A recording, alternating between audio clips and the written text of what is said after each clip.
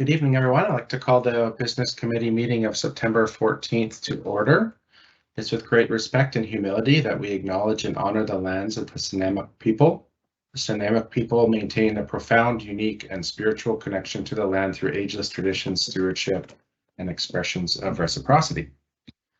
So before I get into the agenda, I'd just like to acknowledge that this is our first business committee after the summer break, and I'd like to welcome back our students and staff and family. And I hope that everyone had a fantastic summer and everyone's ready to go and have a great, successful learning year this year.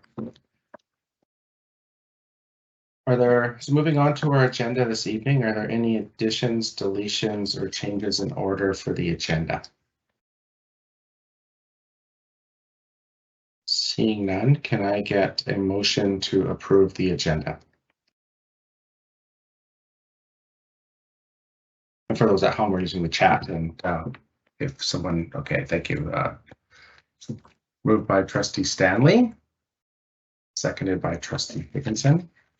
Is there anyone opposed to approving the agenda? Seeing none, the motion carries. Thank you. Moving on to item 6, we have one set of minutes from the Business Committee meeting held on June the 8th, 2022. Can I get a mover?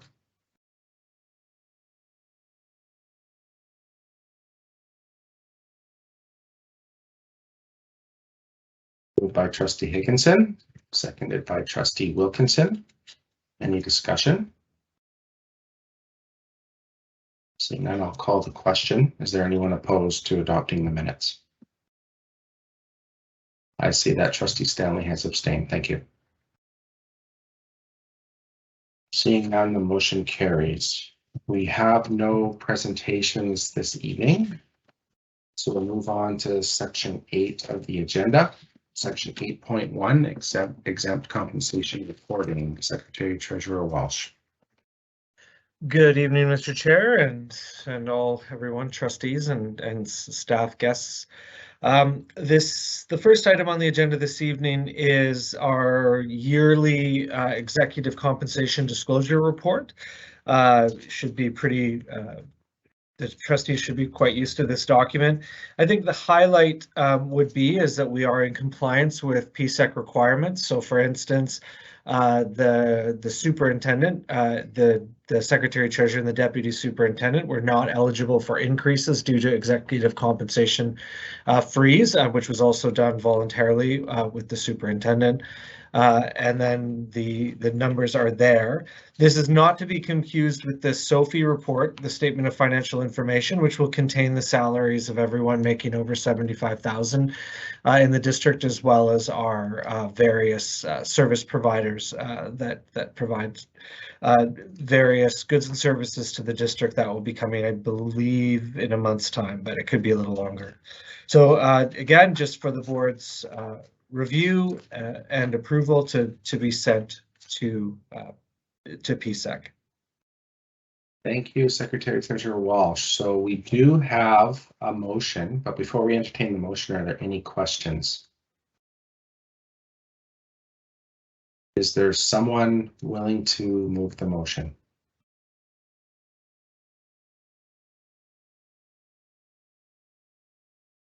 Trustee Higginson, would you like to read the motion, please?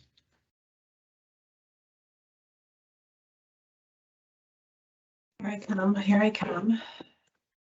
Okay. The Business Committee recommends that the Board of Education of School District 68 Nanaimo Ladysmith receive the executive compensation report as information and direct the board chair to sign an attestation letter attached as Appendix C, acknowledging compensation paid to executive staff during the 2021-2022 fiscal year. Thank you, Trustee Higginson. Do we have a seconder?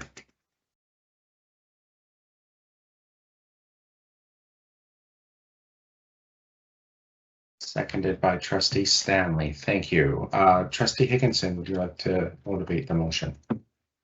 Well, it's a pretty standard thing we have to do every year, but I do want to recognize the work that went into the report, and I also want to recognize the work of the people who are named in the report. You know, you'll note from some of the vacation payouts that our executive level team works very, very hard. So hard, in fact, that they are unable to take all their vacation, and also that some of our staff were under a pay freeze, and our superintendent voluntarily took it as well during what was, I think, one of the most complex years in education. So gratitude to those staff who continue to do an exemplary job despite being under a compensation freeze implemented by the Ministry of Finance, the Minister of Finance. So that's it. Thank you. Thank you, Trustee Higginson. Is there any discussion?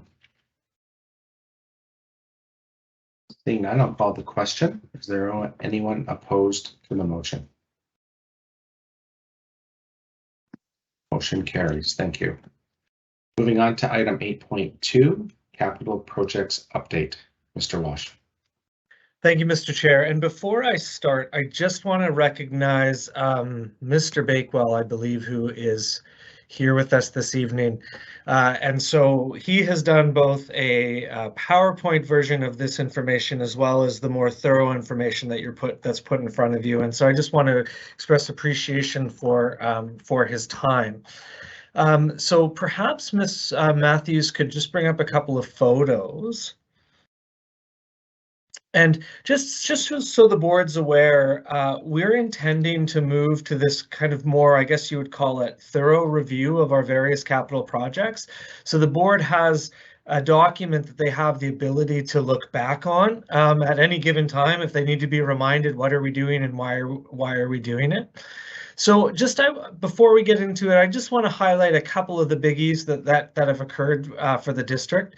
And so you'll see in the pictures here, we have Solaire and Pleasant Valley seismic complete with a couple of things still remaining. Solaire, for instance, we're putting in a new playground and then we'll be installing a childcare at a later time. Pleasant Valley we're actually added work to Pleasant Valley, less associated with seismic, but we found some kind of external areas that needed improvement, and we took that opportunity with the ministry's support to do so. So if you go and visit, you'll see a little bit of work probably done, but kids were there on time and just so impressed with the work of our facilities team as well as the contractors doing that work.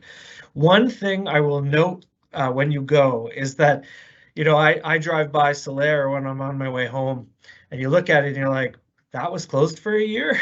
It doesn't look like a ton necessarily from the exterior, but the interior. So we did the seismic upgrade kind of from the inside to the out, whereas Pleasant Valley, we did the outside to the in.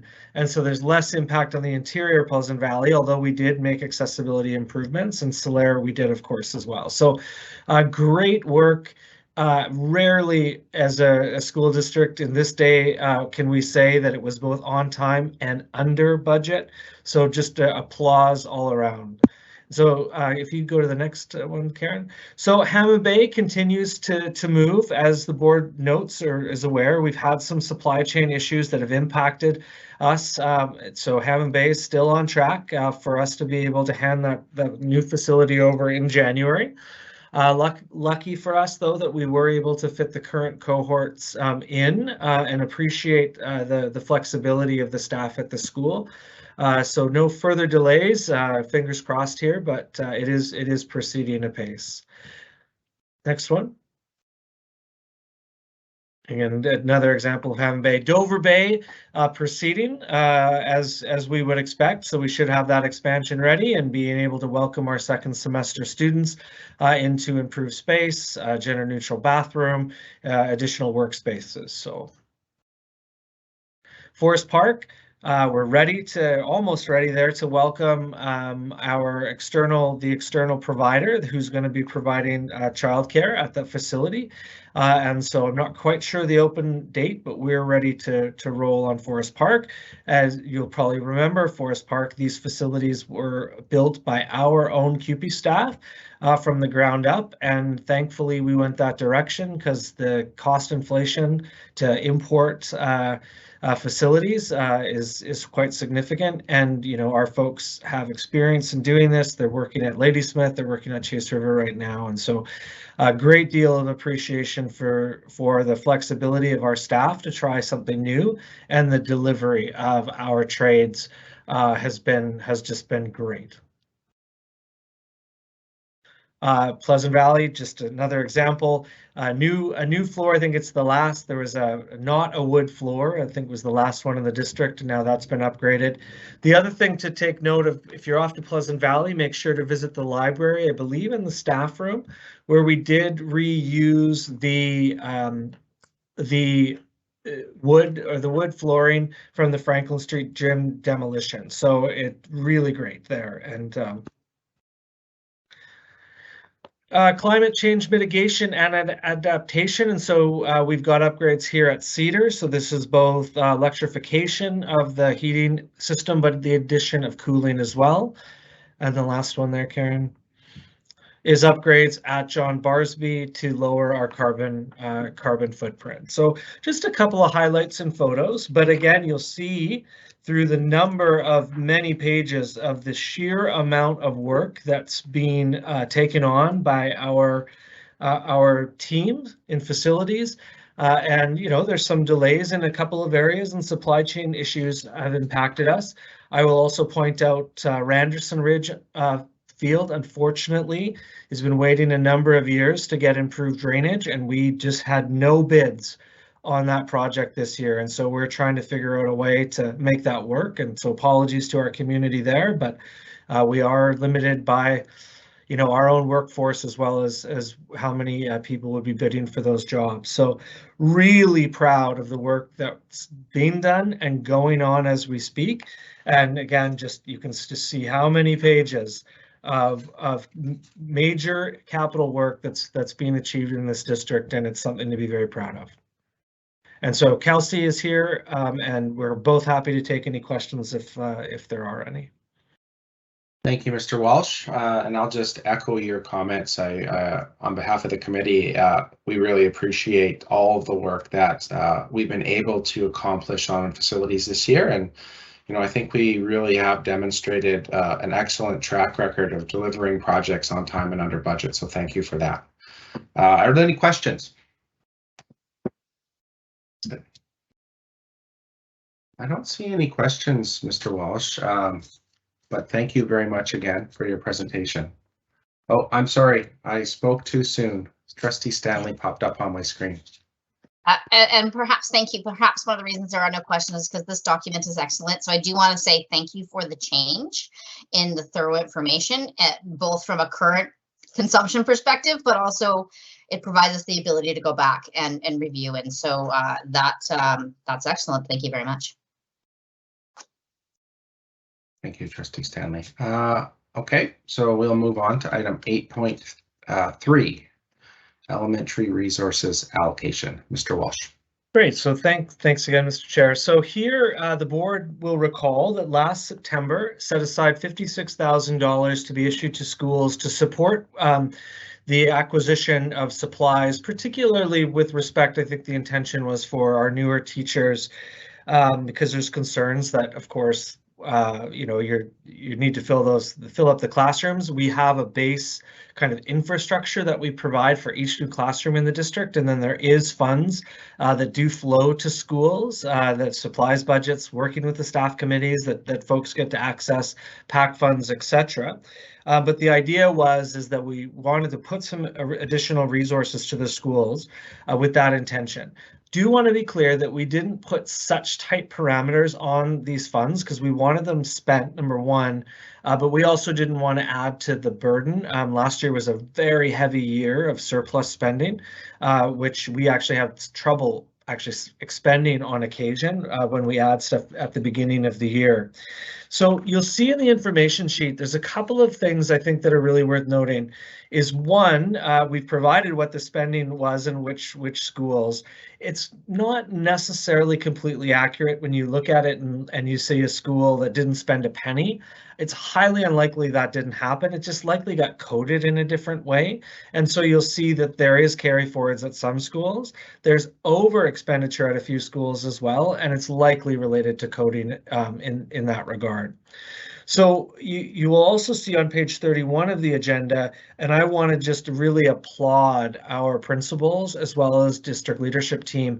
You'll see in June, well, let's go to June 2018, just how much extra dollars were not expended in our school. So this is elementary and secondary. And so that was dollars, kind of today's dollars for today's kids idea.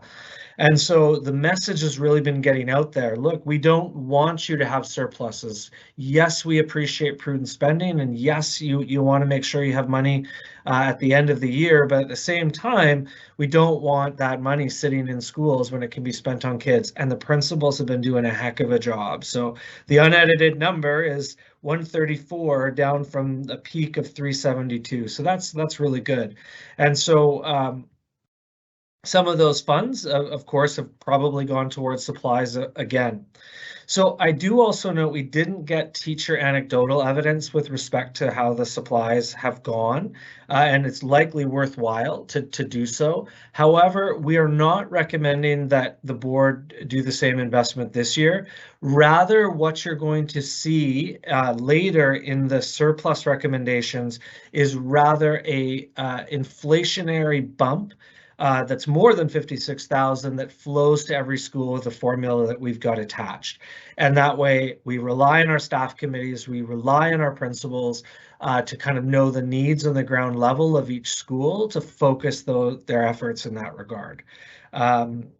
So that's the finding there. And again, as we meet and as District Learning Services meets and hears concerns from teachers and from our union partners, maybe we have to come back to the table to look at that, but that's where we've landed. Thank you, Mr. Walsh. I see you have a question from Trustee Stanley. Thank you for this information. I just I understand the recommendation. I just want to look at the differences in the two kind of kitties, if you will. It seems like with this $2,000 per school, it had a higher spending rate, per the amount that there was. So a greater proportion of that amount was spent. Then I'm guessing is the proportion of the other funds, the school-based funds. I don't have the totals there, but with those surpluses, I am wondering if we're seeing a different rate of spending in these two different kinds of kitties, and if that tells us something. And specifically, are we being too restrictive in the justifications or requirements for the school-based funds? Because the intent, back to the intent of the original motion about why we added these additional resources, is so we could ensure that we would get resources or try to get resources into the classrooms. So I'm wondering, are there any lessons from this experience, and specifically with regards to the current funding of school-based funds, are we being too restrictive, or is there any evidence that we might want to modify that? Through you, Mr. Chair. Well, I think the lesson between the two pots, I don't think there is a lesson to be taken from that, because I really think that there's some just miscoding, or the stuff got bought at school X under their normal supplies budget, and it got bought at school Y under this specific pot. And so if we were to go back and look at like a longer term increase to supplies, I would just recommend that we apply an increased, like if we have the funds available, the number to the school generally. And again, we leave it with our staff committees and we leave it with our principals to be able to support where the needs are at the school level, rather than create different pots. And like I know, that 134 number is excellent. Like that really is a minimal amount when you consider how many schools that we have. That amount not being like that's getting carried over is tiny.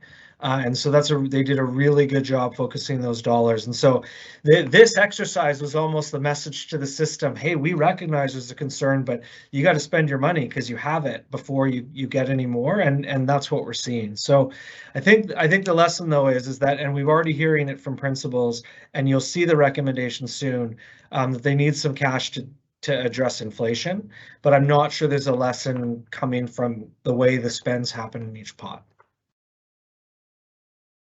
Thank you, Mr. Walsh. Would you like a follow-up, Trustee Stanley? No, thank you. I'm good. Thank you. Are there any other questions? Seeing none, thank you, Mr. Walsh, for your presentation. We will move on to item number 8.4 on the agenda, which is before and after school childcare. Thank you, Mr. Chair. It's a fairly lengthy memo, and included in the memo is a link to actually costing that we've done in response to the motion that the board put forward or directed staff last spring with respect to whether we should be looking at providing before and after school care. I'm not going to run through the entirety of the memo, and I do appreciate the efforts of our finance team, of our HR team, of learning services, who have all had a look and commented and provide some perspective on this particular memo, and also express appreciations to our partners at CUPE, for their advocacy as well as their commentary on providing before and after school care. What you will see at the end of the day is a recommendation for the board to consider that we organize a pilot to begin in September 2023 of providing before and after school care at a single site.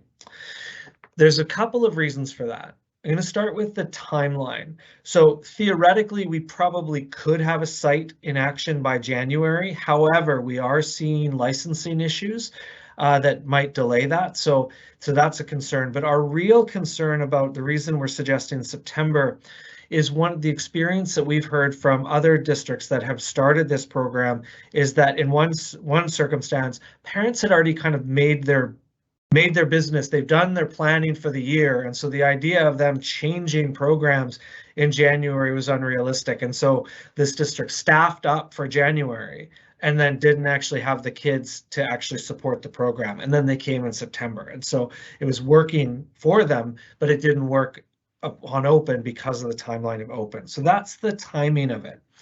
The reason we're suggesting the one site is because we do still continue to have concerns with respect to the ability to have human resources to support it. We do need to sit down with our partners, and we do need to look at how this program would run. So you'll see in the report, if it was EAs, there could be some hiccups with respect to providing K-12 services as well as before and after in a consistent fashion. And so we want to see how that would work.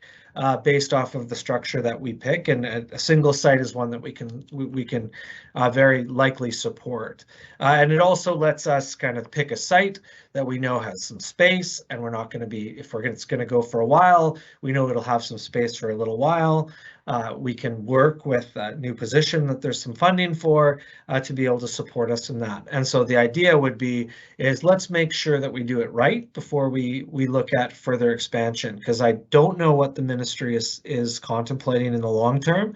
Certainly our sites are a priority for them, but what that looks like from a service provision perspective, we will await to see. But we do think it's reasonable and a benefit to our families to at least try a pilot in that regard. And then, of course, if the board is interested and we believe we're capable and it funds itself, then we'd look to expand. The one other thing I'd point out is, because we're going to look at getting some additional support from the ministry for early learning lead, we're likely to have some management support, so we don't necessarily need to completely have a payback for that position. At this time, the estimates that we've done are based off of kind of what we saw as the low end of the market rate per day. That doesn't take into account whether we can access, subsidies for our own selves, or alternatively, what that looks like to get subsidies for parents. And so what I mean by that is Right now, the system, if you're low income, you can get childcare subsidies, and as I understand it, in some districts, they actually have their manager supporting folks that do that. And this memo is suggesting that could be the manager. Maybe we look at reallocating community school coordinator time to assist with it, etc. None of it's kind of settled yet, but the thoughts are in the memo. And so the recommendation is there, and we're happy to answer any questions. Thank you, Mr. Walsh. I appreciate the very detailed, thorough report. And I guess just as a friendly reminder before I entertain questions, just to encourage and invite any of our stakeholder groups to participate in the discussion, because I know there could be some interest in this one. So anyways, we'll move on to questions. The first one is from Trustee McKay.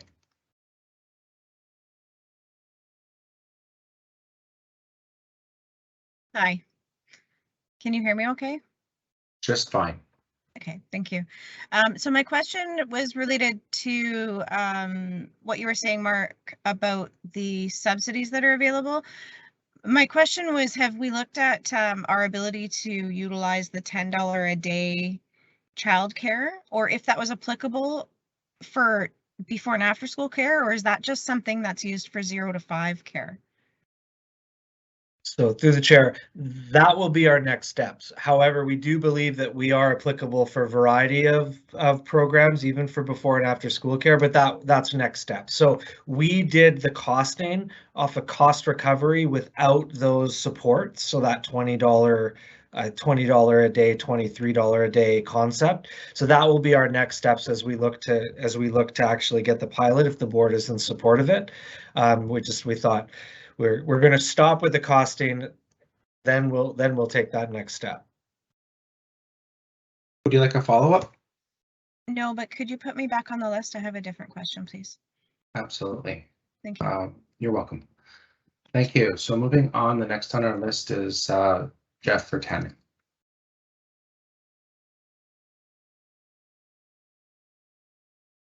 Thanks, Mr. Chair. I have more of a comment, so I can wait till after Charlene, if you want. No, go ahead. No, that's fine. Okay. I'm not going to take up too much time. I think everybody knows where I stand on this. I've been beating this drum for a while. I fully respect Mark's need to be a little conservative with the costing, but Mark and I have discussed that, so that's not an insult. I totally get why, but I believe that there's it will be a lot cheaper for the pilot because a lot of those costs won't be there for that pilot. As far as our staff being able to do it or not, I can point you guys to Ladysmith Primary School, where Inquiring Little Minds just took over the before and after care, and they turned around and hired 2 of our EAs who currently work at Ladysmith Primary School. So again, like I said, I'm not going to go on too far about this. You guys know, I really hope everyone supports it. This is not the only tool in the toolbox to get EA's hours up, which I think should always, well, be one of our goals for sure. But this is definitely an important one, and it's important for the families. They'll love this. I actually can speak anecdotally. My daughter is in the Ladysmith before and after care. She loves it. It's a place for her that she knows. She feels safe. We love it. It's a one-stop shop, as we call it. So anyways, I'll leave it at that, and I just hope this committee will support it. Thank you. Thank you, Mr. Vertanen. So we'll move back over to Trustee McKay. Thank you. My question was around the potential costing. A lot of the report is separated between education assistants or responsible adults. And I'm just wondering, have we contemplated a combination of the both, or is that something that we would explore if the board passes the motion? So through you, Mr. Chair, so I think it will be an exploration of after the board passes the motion. Of course, we're going to be talking with our partners. And so, for instance, in one district, it's responsible adults only on split shifts, I think, is noted. Or again, the idea of being able to extend EA hours you know, is there a school that's going to work, and are we going to be able to actually give them, you know, 40-hour days versus 35 hours? Like, I don't think I don't think those issues are going to be insurmountable. And then of course, we need to talk to the union about, you know, I think there'll be an expectation, well, if I'm an EA and I'm doing this job, do I get paid at the EA rate or the responsible adult rate, despite the difference in responsibility? So there's some things that we're going to have to work through, I think, in collaboration, following the direction here, but haven't come to a solution, because I think part of the expectation, at least as I understand it, is, you know, trying to give EAs more hours. And so is there a way to do that? You know, again, you direct us just to make it happen. The RA split shift model is the easiest to do, but maybe that doesn't have as many benefits for the district. Would you like a follow-up, Trustee McKay? Yeah, maybe maybe just to frame it this way. I appreciate knowing the costs of both. I recognize the value of what we've been talking about with retention of our EAs and sort of addressing some of those concerns that we've heard. But I also just want to make sure that we're able to explore being able to backfill if we are running into staffing shortages. Staffing is just such an issue across every sector that I just want to make sure that if the board moves forward with this, that we won't leave families stuck. So I'm glad to know that that'll be a part of those discussions. Thanks. Welsh? And just a comment, and again, not without prejudice, but I just do want to express appreciation to our president of CUPE and the local, because I do know that they're very open-minded to sitting down and making sure that we solve any of the issues that are associated with the programming, because I think if we're doing a pilot, we all want it to be successful. So I did want to express appreciation there, because it'll work. It's Nanaimo Ladysmith. We know how to deliver. Thank you, Mr. Welsh. I have a speakers list. I have Trustee Stanley, Trustee Higginson, and then Trustee Berzovic.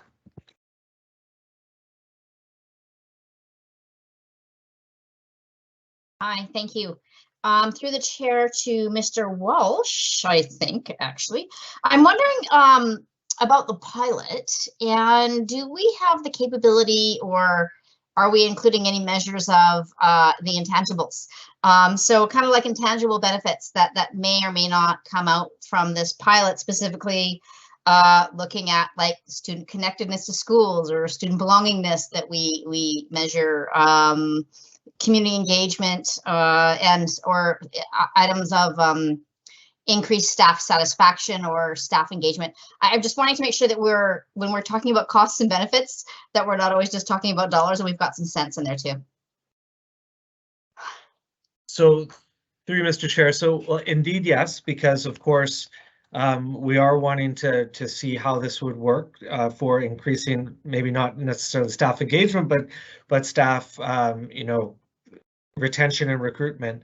But as well, as you see in the education section at the beginning of the memo, there has been some thought put to how that would impact the student connectedness, both the positives and the negatives, like not having a shift at the end of the day, etc. But we firmly see the pilot as connected to our early learning agenda, and so really it's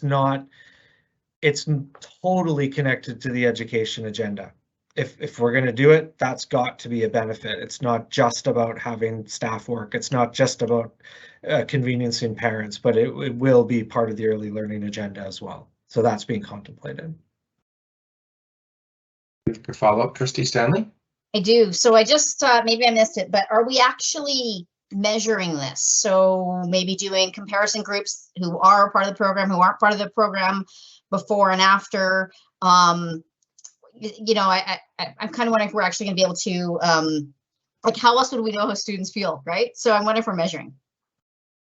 We have, oh, sorry, through you, Chair, we have not had that discussion about what that looked, what measurement that we would use in the circumstance. Our pilot is more focused on making sure it works and making sure that we can provide the service rather than the measurement.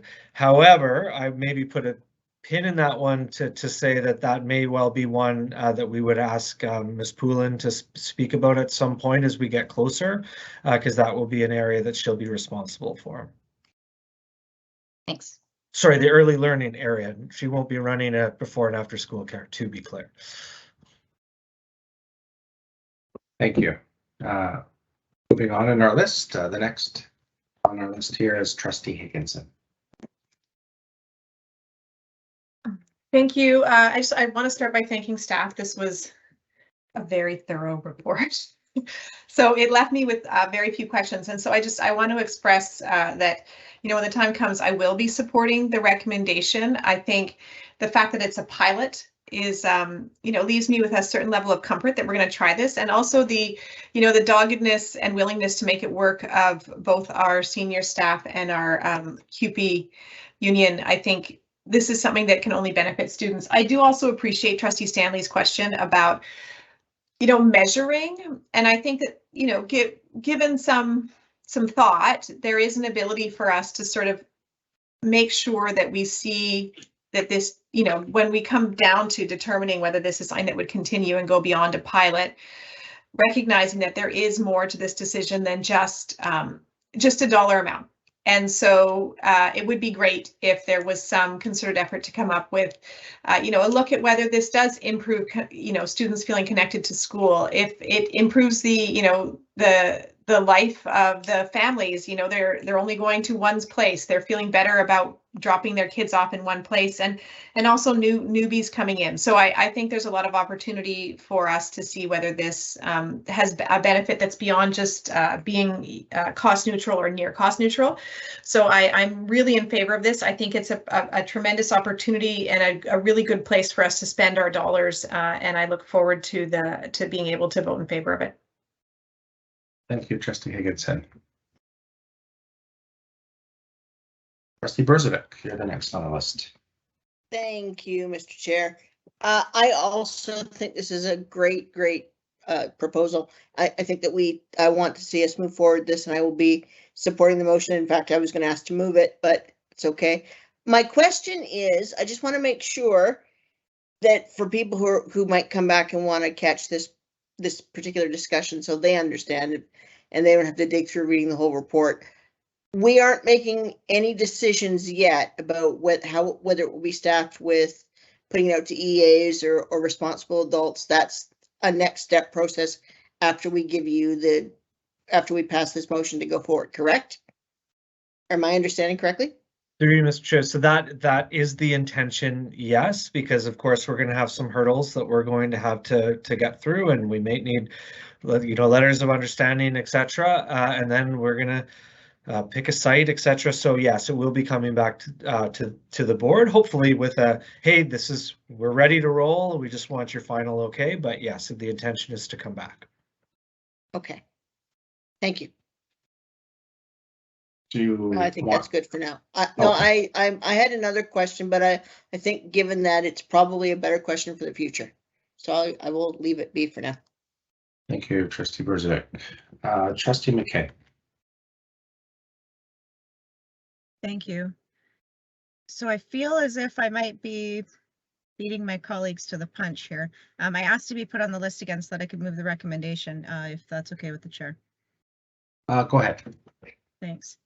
That the Business Committee recommends that the Board of Education of School District Number 68, Nanaimo Ladysmith, direct staff to prepare a pilot before and after school care program for September 2023, based on the requirements as outlined in this action sheet dated September 14th, 2022, and report progress to the board prior to the final implementation.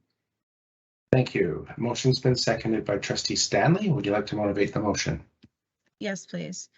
First, I'd like to open with thanking staff for the report. I know when I brought this original motion forward in winter of this year, I was asking for a lot, and the report speaks for itself. It's very detailed, very thoughtful. It provides us an opportunity to continue working with our partner groups and meeting the needs not only of some of our employees, but as well as some of our families. I think to my colleagues' points that have already been made around education, there is a significant benefit to the school district in our mandate for increasing student achievement through these connections that we can build through this pilot program. So I look forward to seeing what it looks like. I'm grateful for the work that is about to be undertaken should the motion pass between our partner group and our staff. And I hope that other trustees support the motion. Thank you. Thank you. Is there anyone else that'd like to speak to the motion? I haven't spoken yet, so I will just echo the comments made by my fellow trustees and also indicate my support. I think this is a fantastic idea to move forward with a pilot project, and I really look forward to the potential benefits for our students and families and how we can use this project to connect them with the schools. So I look forward to this, and I will be voting in support of the motion. Anyone else like to speak?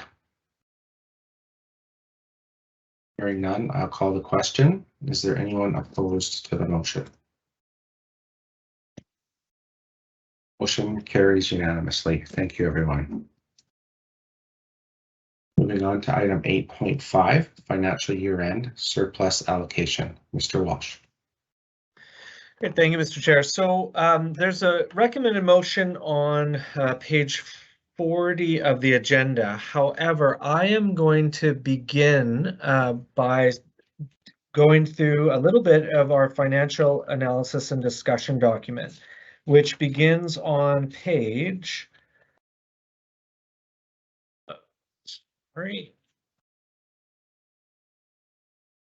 begins on page 49 of our agenda. And I'm just going to ask Ms. Matthews if she could bring that up.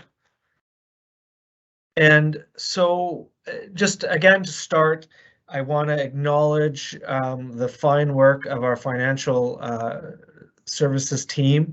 This document is all them, and it's reflective of both a district that has great financial controls, but is also, able to focus our dollars on our kids, I think, in a way that we can celebrate. We will be coming to bring audited numbers to the board meeting here, and so please put an asterisk in everything you see. This is subject to the board, the final audit, accepting the audit report. But again, really great job from the financial team. And so on page 53, really provides a little bit of background for the district. And then page 54, I think, is probably just a useful reminder of the trajectory of our district. And very good place to be is increased in enrollment. And remember, this is operating funding, so this is not necessarily going to include our international students as well. So the purpose of the FSDNA is really to see how we did versus how we said we were going to do as a district. And again, I like to have this as something, maybe we don't go through page by page this evening, but I think it's something important as a reference document for the board, both for the understanding of terms, because there is a heck of a lot of them, but also to show the immense amount of work. And often it comes out as capital because, staff, of course, in our operating fund is the vast majority of what we do. And we see the outcomes and the success stories we hear from our teachers and our administration, as well as, of course, our graduation rates being at all-time highs. And with our capital, we can just see sheer volume of what's being accomplished by our folks. So if we go to page 60, is just the beginning of our financial statements. But if we go to page 62, you get a rundown of the variety of projects that we've undertaken and where those funds come from. So again, as a reminder, and when we're talking to our publics, we can say, well, actually the board out of our own dollars funded this, or the board was successful in advocating to the province to get funding for this project or this project. And so just the rundown of the various issues that we're dealing with. The other thing I think it's useful for the board to see too is sometimes the board approves a budget. So the board, facilities. And so we're not going line by line necessarily, but we have support for operations, or we have support for supplies, we have support for those type of things. And these, you'll see, we're often responsive to the various plans, the long-range facilities plans, the issues that the board has raised as things that are important, and some of the areas that our community has provided feedback that they've got concerns about. So ironically, we've received some feedback on a policy, and the only feedback was, we want some more snow removal. And you'll see actually us responding to our community's concerns in the expenditures that we have. Video surveillance is another example. And so worth going through that document. It doesn't show versus budget on those particular items, but again, where the expenditures are coming from and what they're being able to support. So I think that's pretty important. Then I think what we'll do is we will turn to page 67.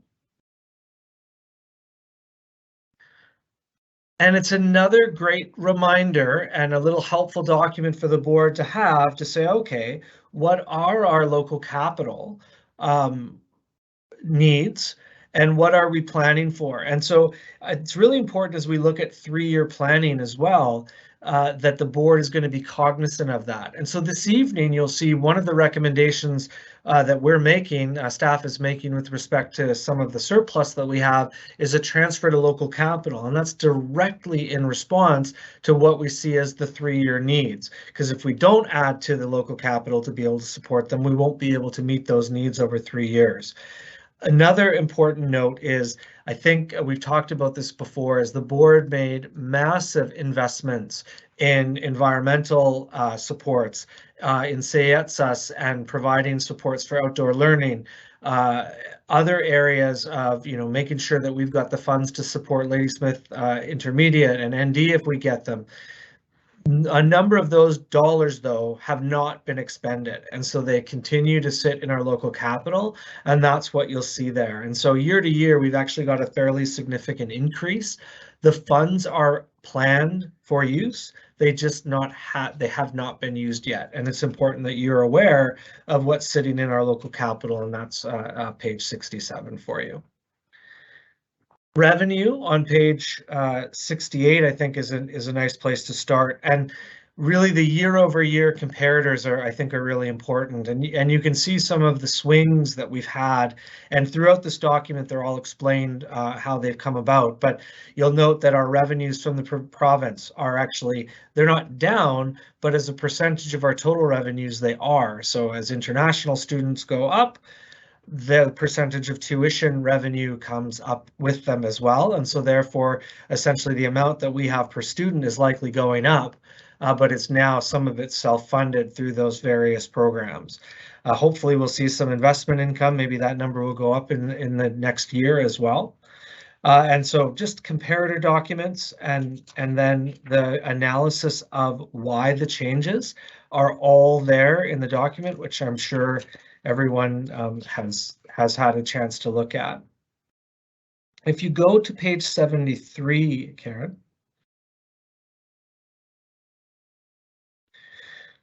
So you'll see, again, expenses on a year-to-year basis, so object and then function as well. And so pretty typical year-to-year and in line with historical norms. And then a description of the changes follows in this report as well. So if you go to page 77, I think this is another important area for boards to have a look at and be understanding of the risks that we have. So we continue to see COVID-19 as a risk. Of course, we are seeing the continued, return to students into our classroom environments in bricks and mortar from ICE, from Island Connect Ed. So that's a positive trend. However, if things change and there's a concern about COVID again, perhaps we might see an enrollment issue. On the enrollment front is another important one. And I think in our long-range facilities plan, we talked about, look, we are projecting huge increases over the next decade. Nanaimo, Ladysmith is a destination for people across this country. But we put, if Alberta is open for business again, if the housing market becomes a problem, if the economy changes, we could look at enrollment changes. And we actually are already seeing a slight softening. So when we come to the board with our enrollment figures, finally, we're a little low at this point. We're hoping that comes back up, and we'll have a report. The risk for us is we're trying really, really hard to put as many dollars into the classrooms as far in advance. So if it's April and we know those kids are going to be there, we want to put those dollars there. However, if we fund the teacher and the kids don't show up, that puts us in quite a position. And so that's a big financial risk that the district needs to be aware of. The funding formula review, it's just a cut and paste from previous years. Frankly, our district, if they were to implement all of the recommendations in the funding formula review, would probably come out on the better end. So just something to be aware of. And then opportunities. So our LRFP is in full gear, and so we have some real opportunities to bring in additional capital supported by data and supported by advocacy. International student program. It's growing. We're having enormous demand, but of course we don't necessarily have the capacity to support them. Childcare sites, expansion, dollars flowing into the system. However, delivery is of course going to be a risk. And then technology. So, the risk that we took this year was we weren't putting a local capital contribution into the initial budget because we thought we'd have a surplus. And if we do, we do. If we didn't, however, then all of a sudden we'd have a real problem with being able to support technology replacement, as well as continuing our internet expansion. So those are kind of the highlights of the FSDNA, and I'm going to be happy to take questions in a moment, but Karen, if you could just want to shut that off now, that's fine. If I go back to the memo, and we talked a little bit about this at our meeting at the end of August or beginning of September, is the surplus what we're looking at? So after all is said and done, after all the restricted dollars that are associated with the surplus, we are projecting about $2.744480 million unrestricted surplus. Of that surplus, we are recommending $2 million be transferred to local capital. One is, like I said, that money that we normally would have transferred in spring for technology, but we didn't because we wanted to put the dollars into the classrooms at that time. And then the $1 million that we are suggesting for capital cost contribution for LIS when it comes, and or potentially ND if we are going to be able to get support for that. Because if we're theoretically going to expand, we are going to have a contribution, and that's going to be a multi-year savings program, I would say. Alternatively, if we chose a different mechanism to address ND, we probably have capital issues associated with it, and that would support that. So out of the remaining amount, we are recommending a number of things. One, additional cleaning supports. This 100,000 is what we're projecting for approximately 2 FTE are pretty much required. Of course, the board could say no, but we do want to maintain the guidelines, and so therefore we are going to need additional custodial. We did go kind of back to square one, and this will be less than last year, but still heightened significantly and give us the opportunity to both meet the guidelines as well as have a response in the case of other communicable diseases such as flu in a school, something along that lines. The second one is Nanaimo District Secondary School capacity issues. So last spring, the board supported additional administrative time to ND. What we didn't do at the time is adjust the formula. So our schools have formulas that drive admin time, that drive clerical time, etc. We knew ND needed additional admin time, but what we didn't do is add clerical time. And so what we are proposing is the board support essentially what we should have done in the spring now, and then the next board is going to have an immediate discussion about how we're going to solve ND's capacity issues. They are significant. We are at over 1,700 at the end of September, maybe a little bit less, but it's a significant challenge, and so they need some help. Continued enhanced airflow and filtration / ventilation. So this is funds we did not budget in the base budget of facilities for the cost of MERV 13 filtration and the cost of hydro and or natural gas to run our ventilation at an increased airflow rate. So that's, again, taking cold air into the school at a higher rate than we did, expelling the air within the school to make sure that we have that air exchange to address concerns about COVID. The next one is school inflationary cost pressure resources. And so the board has heard about and will be having a report here soon, I believe, about the new funds coming from the government about inflation or to support families. Those funds are not intended to go to a school to buy new paper or to get supplies for home ec or supplies for consumables that are not kind of charged back to a student. And so what we are seeing is a challenge of school budgets to be able to support that. So happily they're drawing them down, but at the same time, we are seeing inflation impact them. And so what we're proposing is a $5 per FTE number to go to schools with a minimum amount, I believe we suggested, of $1,500. What that means is that a school like QQS or a school like Solaire that wouldn't get that full 15 because their populations wouldn't support it would, and so they're able to really, each school will have a robust number to be able to support their needs.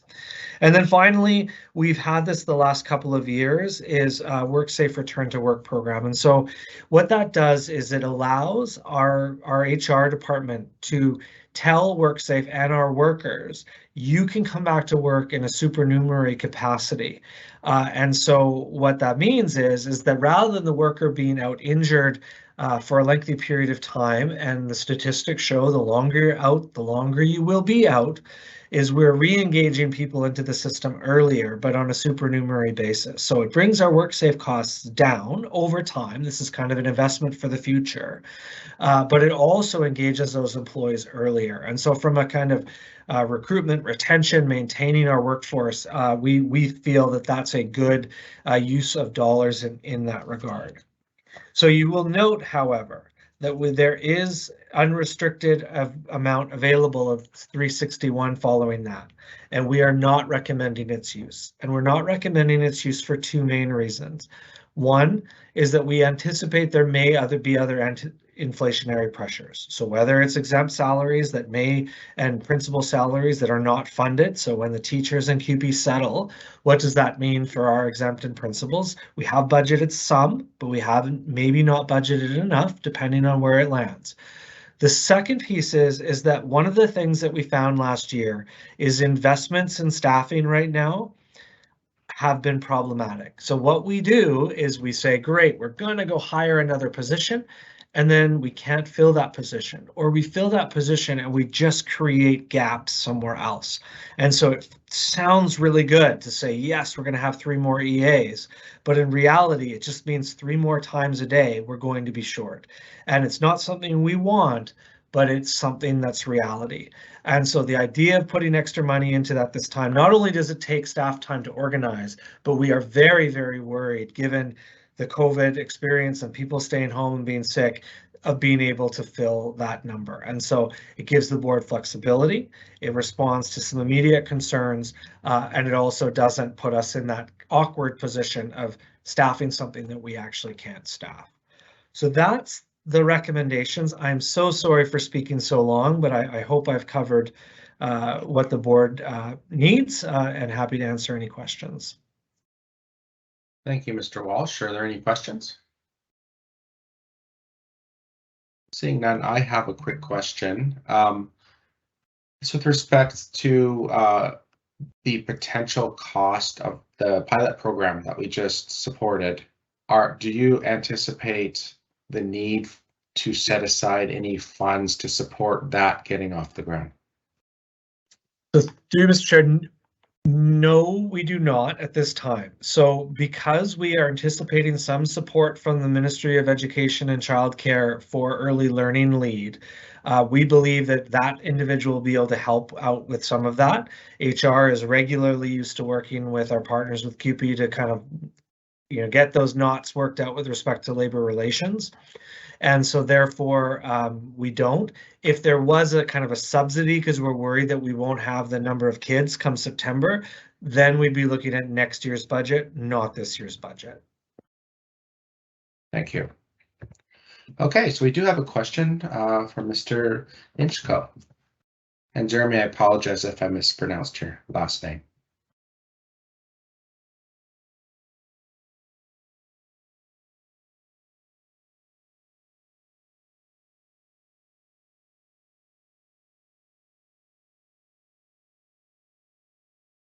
I think he's working on it. Uh-oh, he can't unmute for some reason. I think I'm good. There you go. Thank you. Thank you, Chair. A question through the Chair to Mr. Walsh, Secretary Treasurer. The last slide that Ms. Mathis had up talked about risk and uncertainty, and there was a comment about COVID replacement costs.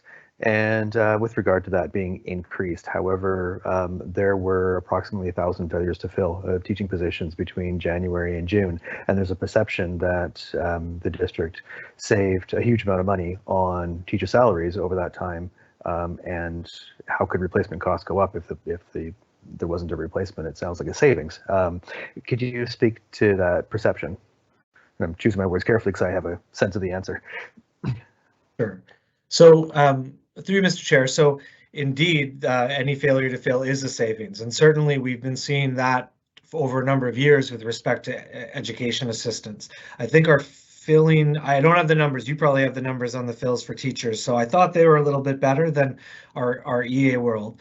But the change that's coming, of course, is that our TTOCs can now access that as well. And so that's an additional cost, like so all of a sudden we could be paying for multiple people for the same call out essentially. And so that's one of the risks that we're seeing.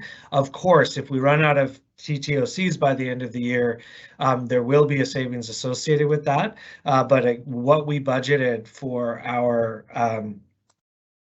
replacement didn't actually meet our replacements, even with the failure to fills from a teacher perspective. Thank you, Mr. Walsh. Would you like a follow-up? No, thank you. Thank you.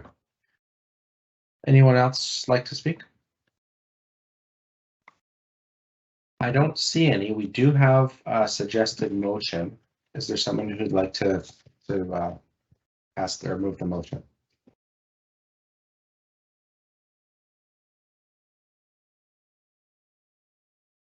Trustee McKay.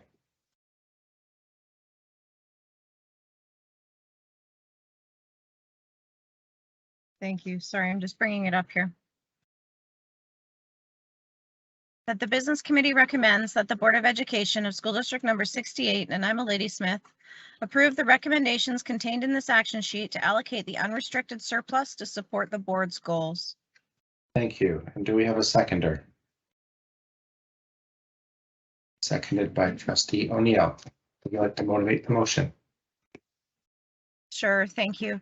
Only just to say that I remember when we used to have to worry about the percentages of surpluses, and when we're dealing with a budget that is incredibly large and growing, thankfully, due to enrollment, just recognizing that that small unrestricted surplus at the very, the little bit that we're going to have unrestricted, we used to have a much larger amount that was unrestricted in order to deal with, unexpected costs and things like that. So, I think that this budget deals with, or the allocation of the surplus will deal with those things that are pressing concerns right now. I'm concerned in the future that I hope our inflationary costs don't become higher than what they are right now, only because that's not very much money as a percentage of our total budget overall for those moments when we end up with unexpected costs. So I appreciate the work that's been done by staff to bring us these, the cleaning protocols especially. I think that's going to be good for our community and good for our families and schools. So I appreciate all the work, and we'll see what the future brings us. Thank you. Thank you. So you have a comment from Trustee Higginson. Thank you. Hopefully the background noise isn't too bad. My husband, I share an office above a workshop, and there's a lot of work happening below me right now. So I just want to say that, you know, there's often a misunderstanding about what surpluses are and aren't. And I do actually really appreciate that last 2 years we've had a real focus on using our surplus to broaden our strategic goals, because that's actually what makes Nanaimo Ladysmith unique. And our ability to utilize some funds that are left over from the previous year to do things that are unique to our community, developed out of our strategic plan by our community for our community is actually the kind of the essence of why the board is here.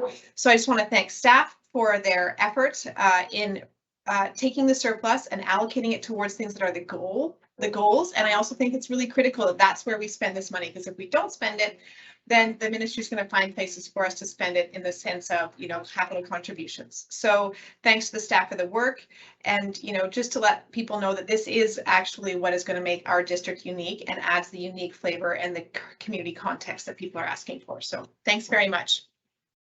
Thank you, Trustee Higginson. Are there any more comments? Seeing none, I will call the question. Is there anyone opposed to the motion?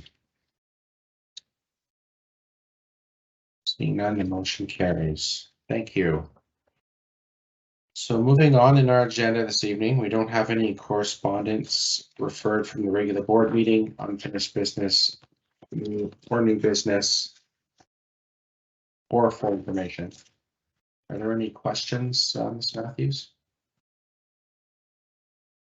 No questions this evening. Thank you. Can I get a motion to adjourn?